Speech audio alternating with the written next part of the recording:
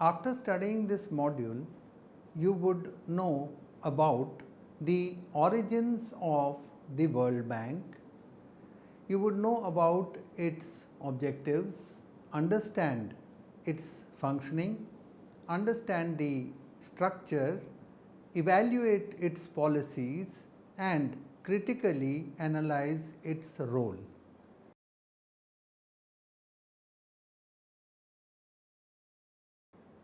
The World Bank is one of the 4 institutions created under what is known as the Bretton Woods system in 1944.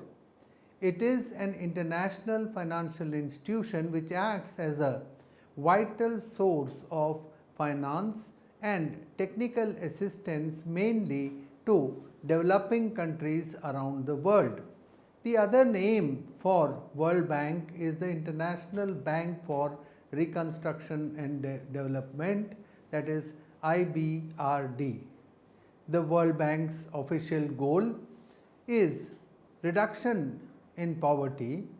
So, according to the World Bank's Articles of Agreement as amended in February 1989, all of its decisions must be guided by the commitment to promote foreign investment, international treaties, and facilitate capital investment, mainly in developing countries. As we have said, it was established in 1944 and the World Bank headquarters is in Washington DC. The functions, the constituents of the World Bank are the 5 major agencies. The International Bank for Reconstruction and Development IBRD is a part of the World Bank system of institutions. Secondly, we have the IDA, which is the International Development Association. Also, we have International Finance Corporation IFC. Then there is MIGA, which is Multilateral Investment Guarantee Agency, and then we have the International Center for Settlement of Investment Disputes ICSID.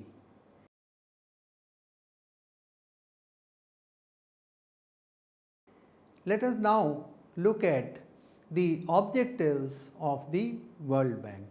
The principal functions of the World Bank set forth in the Articles of Agreement are as follows. 1. To assist in the reconstruction and development of the territories of its members by facilitating the investment capital for productive purposes. To promote foreign private investment by means of guarantees or through participation in loans or investments made by private investors, and where private capital is not available on reasonable terms, to make loans for productive purposes out of its own resources and funds borrowed by it. To promote the long range balanced growth of international trade and the maintenance of the equilibrium in balance of payments by encouraging international investment there and by assisting in raising the productivity, the standard of living and the conditions of labor in the territories of the member countries. To encourage loans or guaranteed so that more is used for urgent projects and for large and small projects alike to be dealt with on a priority basis. To conduct its operations so as to bring about a smooth transition from a wartime economy to a peacetime economy. So, these are the broad objectives.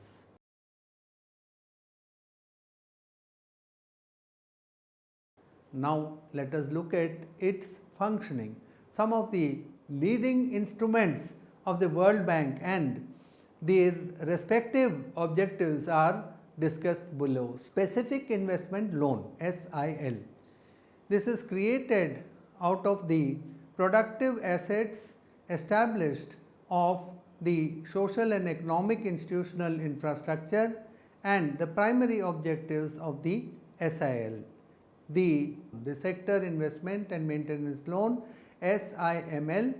The objective of SIML is to bring investments and policies to bear with fruit in the form of performance in the specific sectors in line with the economic priorities and to ensure efficient operation and maintenance of investments in such sectors. Financial Intermediary Loans FIL wants to support the development of financial institutions, provide funds for general credit and for the development sector along with the specific sub-sector. Emergency Recovery Loan ERL. This loan is given to restore the assets and productivity in the member countries immediately after a major emergency such as war or natural disaster that seriously disrupts the country's economy. Technical Assistance Loan TAL. This loan is given particularly to strengthen the entities concerned with the policies, strategies and institutional reforms that promote further development in a sector in the economy as a whole. Secondly, specific tasks related to the preparation, implementation or the operation of investments, and thirdly, to support the public sector management in such areas as public sector reform, government budgetary financial management and the formulation of economic policies. Then we have the Structural Adjustment Loan SAL. The objective of the SAL is to support the specific policy changes and institutional reforms pertaining to the efficient utilization of resources, meeting balance of payments needs and growth and stability of balance of payments position and the medium and long term problems arising out of such balance of payments positions. Finally, it is also used for mitigating the social costs. Then we have the Sector Adjustment Loan. The seal is support extended for the government policy reform program targeted towards the private productive sector where foreign exchange is required for urgent rehabilitation of the infrastructure and productive facilities. This loan is used when SAL is not available.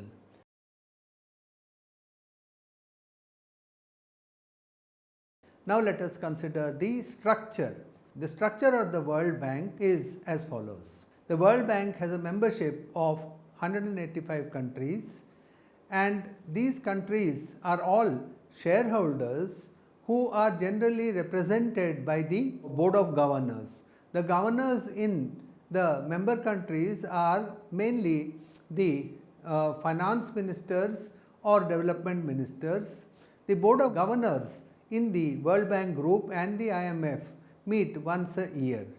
The Board of the Executive Directors and the President of the World Bank, who serves as a chairman for the board, are responsible for the conduct of the general operations of the bank. They oversee the work of the bank on a day-to-day basis, performing their duties under the powers delegated to them by the Board of Governors.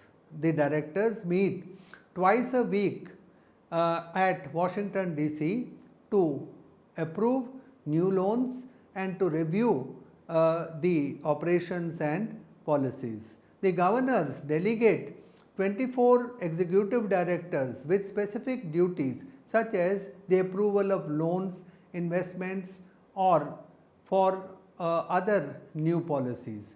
Each director may represent a country or a group of countries. Countries such as France, Japan, Germany, United States, United Kingdom are the largest shareholders. Under the Articles of Agreement of the World Bank, a country must first join IMF prior to becoming a member of the World Bank. Membership in IDA, IFC, MEGA are conditioned upon the membership in the IBRD or the main body, which is the World Bank. Together with 4 affiliated agencies created between 1957 and 1988, the IBRD is a part of what is called the World Bank Group. The group's headquarters is in Washington DC. It is an international organization owned by the member governments. Although it makes profits, these profits are used to support the continued effort for poverty reduction. Technically, the World Bank is a part of the United Nations system, but its governance structure is different, and the institutions of the World Bank are owned by the member governments which subscribe to its basic share capital, and they therefore have a proportionate vote in proportion to the shareholding.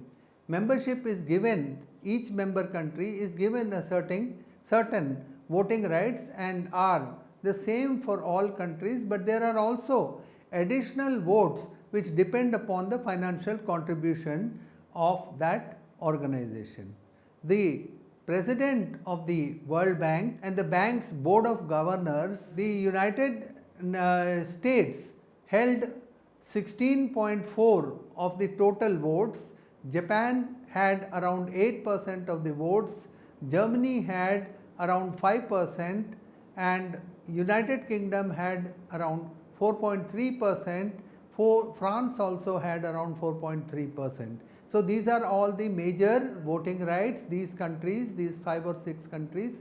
As changes to the bank's charters require that 85% of the majority can rule the entire voting process, but US can block any major change in the structure of governance. It is one of the most important countries that controls the functioning of the World Bank.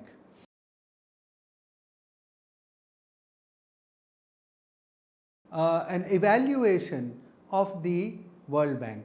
The World Bank and IMF are institutions as a part of the United Nations system, and they share the same goal of raising the standard of living of the member countries. Their approaches are complementary, with IMF focusing on macroeconomic issues and the World Bank concentrating on long-term economic development and poverty reduction.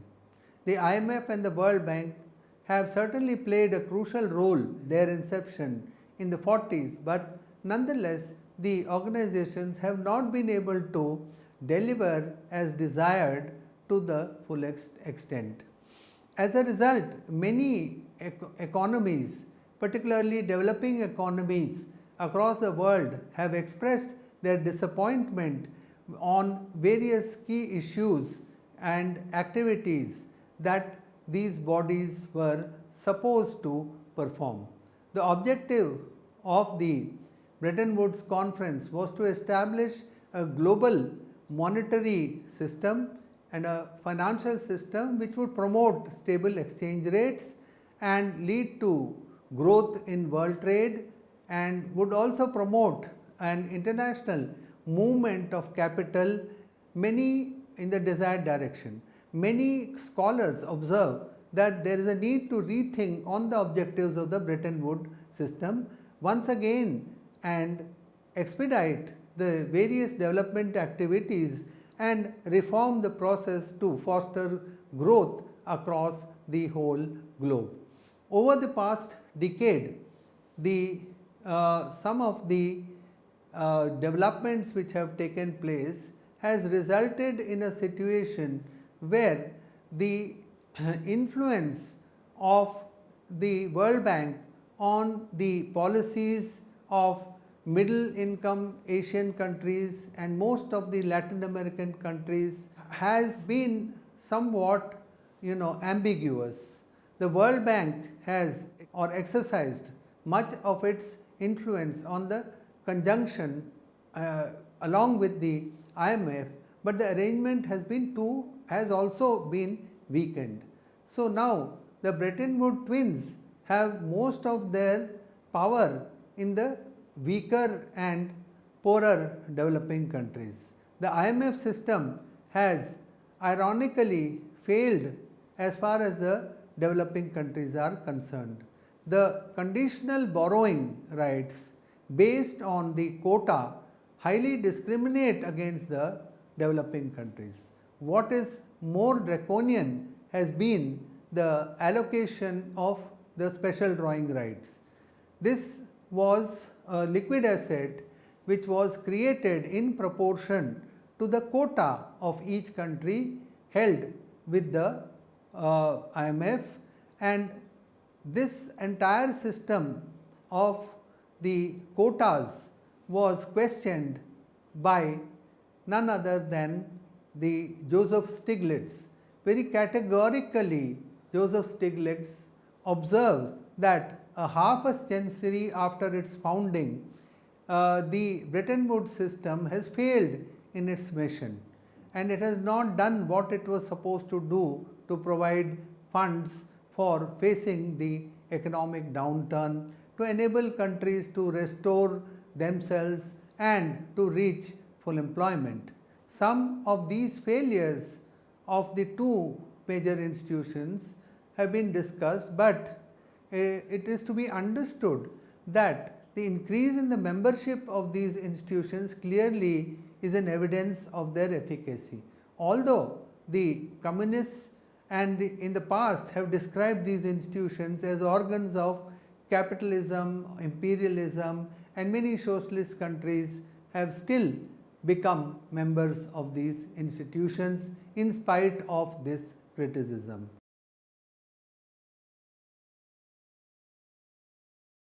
Now let us look at how the World Bank and the developing countries interact, what has been the role of the World Bank in developing countries. The World Bank or the IBRD and the IDA along with it have carried out activities that focus on developing countries in the fields such as human development, which is education, health and so on.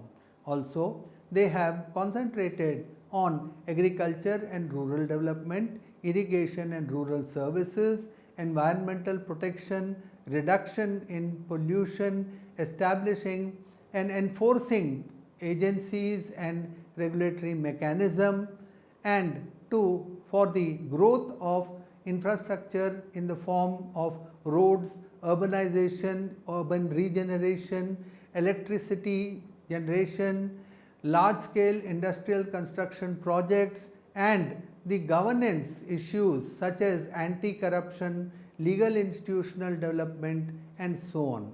The IBRD specifically has and the IDA have provided loans at preferential rates to members as well as grants, outright grants to the poorest of poor countries. The loans or the grants specific to projects are often linked to wider policy changes in the sector or the economy as a whole.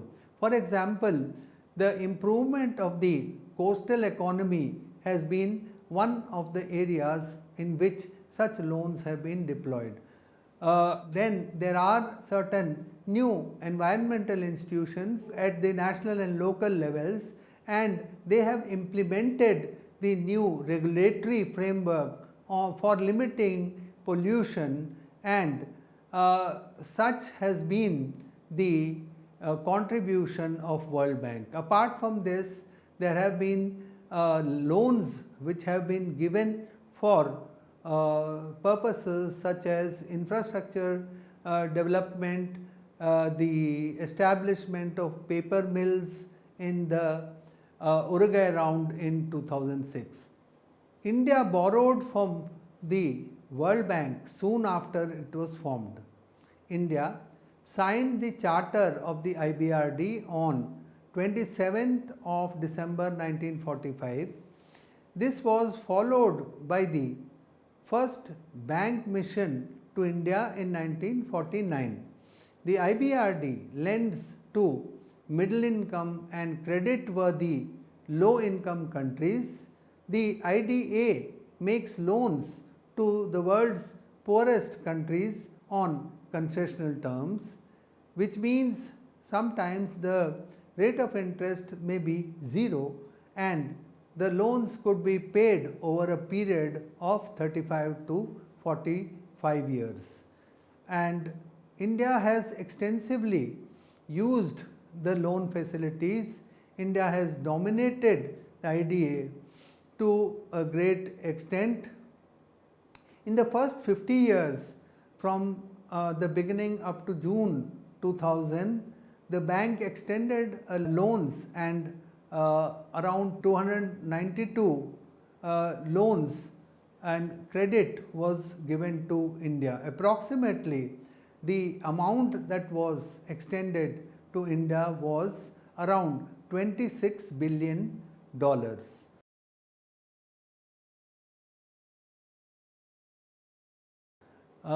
Now let us look at some of the flip side, the criticism about World Bank. The World Bank has long been criticized by a range of non-governmental organizations and academics, notably including its own former chief economist Joseph Stiglitz, who is equally critical of the IMF, the US Treasury Department and other bodies, and critical about their attitude towards trade and towards the developing economies in particular. The critics have argued that the so-called free market reforms policies, which the bank advocates in many cases, in practice are often harmful to the economic development if implemented badly. Too quickly, if these policies are adopted, there is something like a shock therapy and often the wrong sequence or there has been in adopting the policies has been done. Moreover, these economies are often very weak and uncompetitive, and therefore they are not able to take to these policies and quickly adapt themselves to them. The World Bank loan agreements can also force the procurement of goods and services at an uncompetitive price and non-free market price. So sometimes because of these policies, the developing countries, when they follow the market oriented policies, they have to suffer. In the book called In Masters of Illusion, the World Bank and Poverty of Nations in 1996, Catherine Caulfield argues that the assumptions and the structure of the World Bank operations ultimately harm the developing nations rather than promote their interest. In terms of the assumptions, Caulfield first criticized the highly homogenized and the Western recipes of economic development that the World Bank practiced. The World Bank, in the World Bank, different nations and regions are indistinguishable and are ready to receive uniform remedies for economic development. The danger of this assumption is that to attain even a small proportion of success, Western approaches to life are adopted and the traditional economic structures and values are abandoned. The second assumption is that the poor countries cannot modernize without money and advice from abroad. This is also a very basic notion and a practice with the World Bank. A number of intellectuals in developing countries have argued that the World Bank is deeply implicated in contemporary modes of donors and NGO driven imperialism, and is the intellectual contribution which primarily seeks to blame the poor for their own conditions. There is no appreciation of the local efforts taken by the local intellectuals, academics, and governments. The defenders of the World Bank contend that no country is forced to borrow money from them.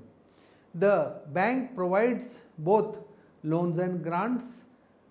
Even the loans are concessionary, and since they are given to the countries that have no access to international capital markets, it stands to reason that it is the choice of the developing economies who go to the World Bank for such loans. This is how the World Bank argues its own case. Furthermore, the loans given to the poor and middle income countries are below the market rate of interest. The World Bank argues that it can help the development more through its loans and grants, because money repaid on the loans can then be lent for other projects.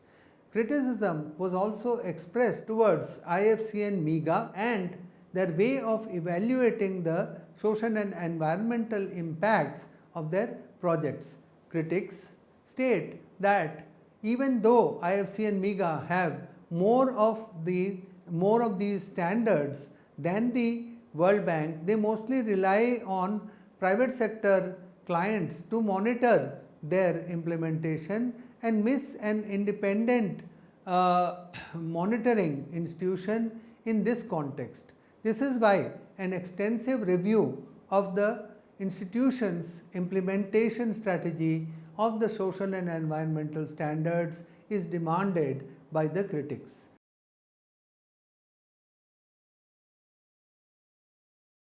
Now, let us summarize what we have done so far. First of all, we saw that the World Bank is one of the 4 institutions created by the Bretton Woods Conference in 1944. It is an international financial institution which acts as a vital source of financial and technical assistance to developing countries around the world. Some of its objectives are reconstruction and development, balanced growth, giving loans and advances, and promoting foreign private investment. The World Bank has a membership of 185 countries. All the 185 countries are shareholders who generally are represented by the Board of Governors. The governors in the member countries are mainly the finance minister or the development minister. The Board of Governors in the World Bank Group and the IMF meet once in a year. The IMF and the World Bank are institutions in the United Nations system. They share the same goal of raising the standard of living amongst the member countries. Their approaches to these goals are complementary. The IMF focuses on macroeconomic issues, while the World Bank concentrates on long-term economic issues, poverty reduction, and economic welfare of the member states. The World Bank consisting of World Bank Group consisting of several institutions mainly operates through the IBRD and the IDA, and the activities are focused on developing countries in the fields such as human development, that is education and health, agriculture and rural development, which is irrigation and rural services, environmental protection, that is pollution reduction, establishment and enforcement of regulation of the environmental pollution and degradation, infrastructure in the form of roads, building up of roads and other infrastructure, urban regeneration and electricity, building up of electricity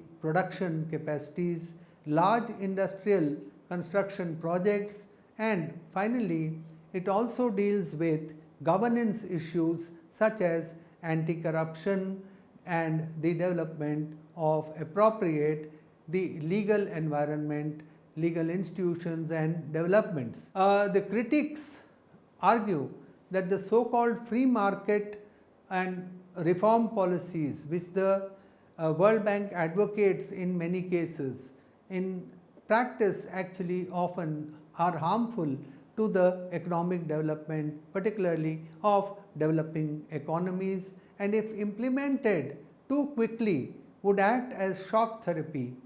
Often the policies which are recommended by the World Bank for developing economies leads to a wrong sequencing, and this sometimes weakens these economies, and these economies land up becoming uncompetitive. The World Bank loan agreements also can force the procurement of goods and services by the states, by the governments and other entities at uncompetitive non-free market prices. Therefore, it stands to reason that all is not well with the Bretton Woods system, and that while the World Bank was supposed to bring about vast changes in the level of economic development and long-term growth and removal of poverty across the whole globe, actually we find that there are still lots of gaps that prevail.